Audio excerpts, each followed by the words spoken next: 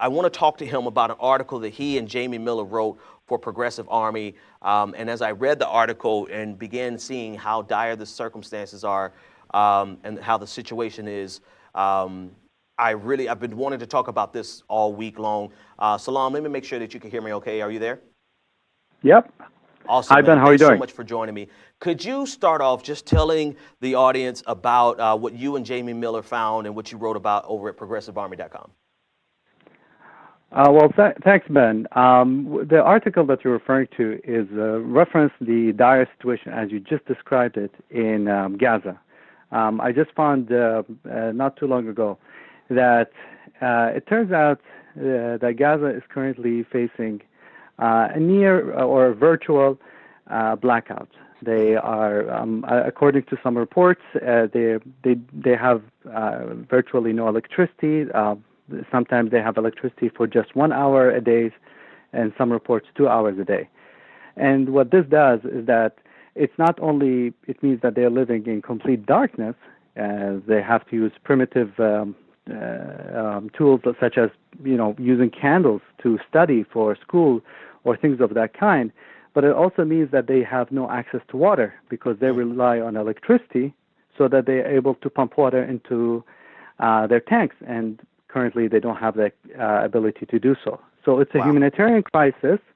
And on top of that, the international committee has given it has completely ignored the situation, has focused on other issues. But when it comes to this humanitarian crisis, I hardly heard about it in the mainstream media. Yeah, that's something that we run into so many times when it comes to this issue, right? We see a media blackout, and if we hear anything, we often hear a spin that rivals something out of 1984. But I want to just kind of reiterate what you're saying. You're saying that there's no electricity, down to just 1 hour a day, and because of that, that puts a limitation on the water that they can get. That puts a limitation on their ability to for anyone to do anything outside of using candlelight. Hospitals use power generators, which relies on fuel and diesel instead of electricity, and also the fuel being scarce, the generators rather being scarce and very expensive. I mean, this is almost a complete. I think I saw someone describe it as taking Gaza back to the Dark Ages, to the Middle Ages I mean, what is the political goal behind this move? Well, the political goal behind it, if you look at what caused this situation to happen, I mean, in Gaza, they always had issues of shortages. They always had situations where the electricity is intermittent, never at this scale, however. And the reason for this dire state is because the Palestinian administration in the West Bank has asked Israel to reduce the power supply by 40%, which is something that Israel agreed to. And Israel is the main supplier of energy and electricity over to Gaza, and as a result, this happened.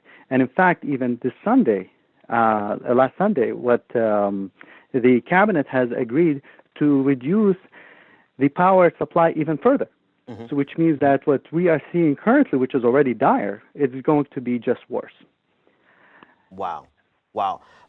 So what are I want to also give this, like this is personal to me because I lived in a similar situation. You see, I'm originally from Iraq and I lived during the Iraq War.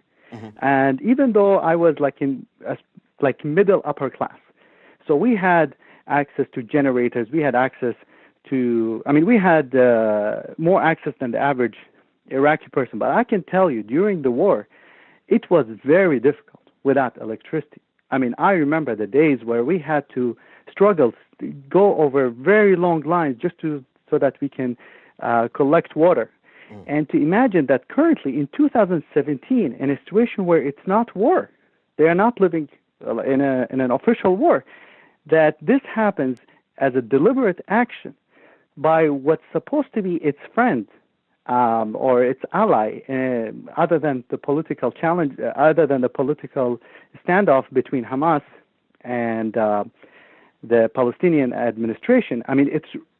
from my perspective, this is a humanitarian crisis. It doesn't matter what someone's position about Hamas is, because those Hamas leaders have the access to generators, according to some reports. So this is punishing the 1.8 million people living in that very highly populated Gaza Strip. So that's why when I read this, it was when I found out about these reports, it was very personal to me. Absolutely, absolutely. So in terms of solutions, or in terms of how we can make an impact, like what do we do here? Like, I mean, knowing about it obviously is the first step, awareness, but what have we found? Who's fighting back against this? So unfortunately, there is, as I said, because of the media blackout, there has been very little,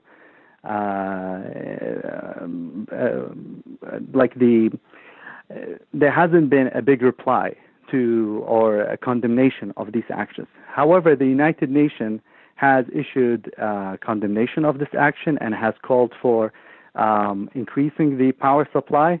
But but based on the recent actions, and I'll be completely honest with you, it doesn't appear that this situation will be resolved anytime soon, because this is based on political actions.